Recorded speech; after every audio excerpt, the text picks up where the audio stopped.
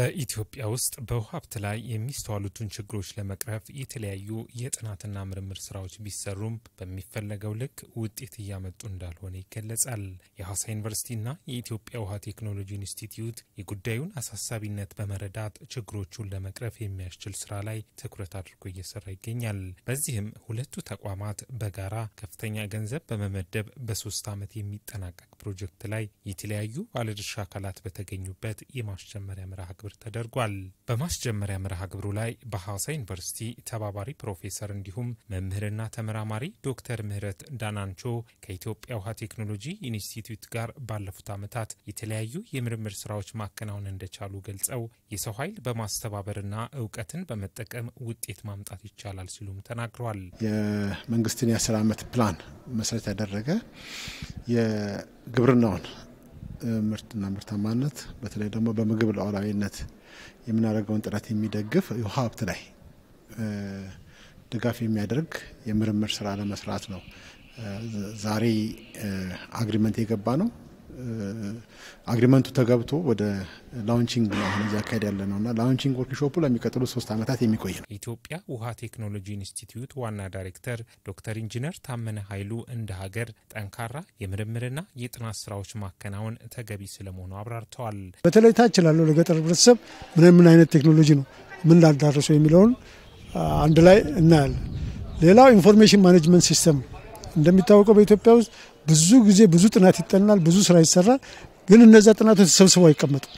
ስለዚህ አሁን ከሐዋሳ ዩኒቨርሲቲ ጋር ሆነን የምናደርገው ነገር ምንድነው ያሉትን ዕውቀቶች አንድ ላይ ማሰባሰብ ብዙ ሰው ሊያቀው ሪሰርቾች ሊያዩት ሊገናዘቡበት የሚችሉበት ቦታ መፍጠር ነው። የከፍተኛ ትምህርት ተቋማት ሀብትም ዕውቀትም አለ የሚሉት ደግሞ በሐዋሳ ዩኒቨርሲቲ ተባባሪ ፕሮፌሰር ዶክተር ቴድሮስ አሰፋ ሲሆኑ ይህ በሁለቱ ተቋማት ጋር የሚደረገው ጥናትና ምርምር ጠቀሜታው ይላቅ ነው ብለዋል።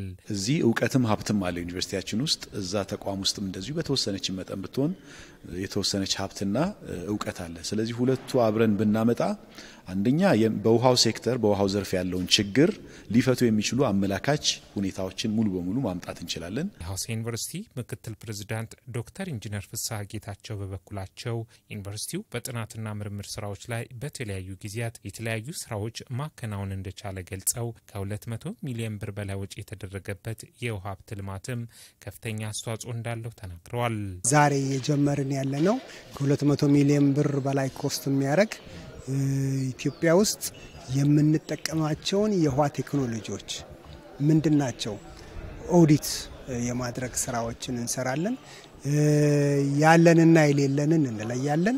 በአገር ደረጃ በውሃው ሴክተር ላይ ሊሰራ የሚገባውን የሪሰርች ኒድ የመለየት ስራ በተፈራረምነው መሰረት የመጀመሪያውን ኪክ ኦፍ ወርክሾፕ የጀመርንባት ቀናት ዛሬ። በቀጣይ የሚሰሩ የጥናትና ምርምር ስራዎች በውሃ ሀብት ላይ ያሉትን ችግሮች በአግባቡ ተለይተው የሚፈለገውን ውጤት ለማምጣት ይሰራልም ተብሏል። ሐዋሳ ዩኒቨርሲቲ እንደ አንድ የመንግስት ተቋም ካፓሲቲ ዴቨሎፕመንት ትሬኒንግ እና ትምህርት ላይ ይሰራል።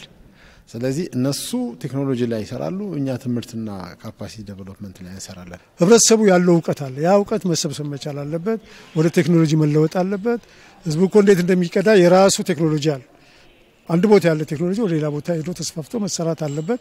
እሱን የሚያደርግ ስራ ነው የምንሰራው። በመርሃ ግብሩ ላይ የተለያዩ ሀሳቦች፣ ጥያቄዎች ተነስቶ በዩኒቨርሲቲው የስራ ኃላፊዎችና በኢንስቲትዩቱ ዋና ዳይሬክተር ምላሽና ማብራሪያ ተሰጥቷል።